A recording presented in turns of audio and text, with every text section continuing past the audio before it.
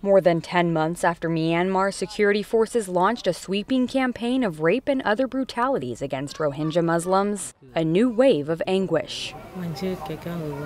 I felt ashamed and scared and thought people would taunt me. For the rape survivors who became pregnant during last summer's attacks on Rohingya villages, many have spent the past year in fear and isolation. The babies not only serve as reminders of the horrors the women survived, but a child conceived by Buddhists is seen as a sacrilege. I told my husband when I was 4 months pregnant, and he said, "It's my bad luck that my wife fell into the hands of non-believers. Everyone escaped, but you couldn't get away."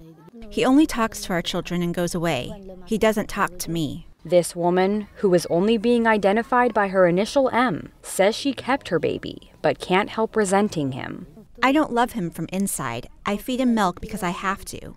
But from inside my heart, I don't want to love him. Any children born at this time of year may grow up with a stigma attached to them, the stigma of being born of a woman that was sexually assaulted. Despite the risk of speaking out, these women and girls are sharing their stories with the hopes that the world will hear their pleas. Given the vastness of the sexual violence documented by the Associated Press last year, relief groups had braced for a spike in deliveries from traumatized women.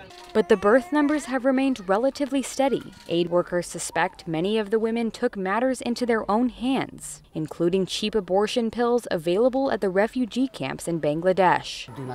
I collected medicine from here and there. First, I took 3, then 4, then 2 tablets gradually.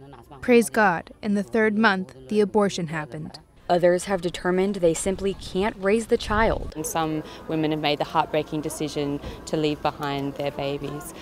Each of these babies are being treated on a case-by-case basis with specialised, highly trained case management support. In addition to being shunned by her husband, this woman still struggles to cope with the trauma she experienced when she was raped.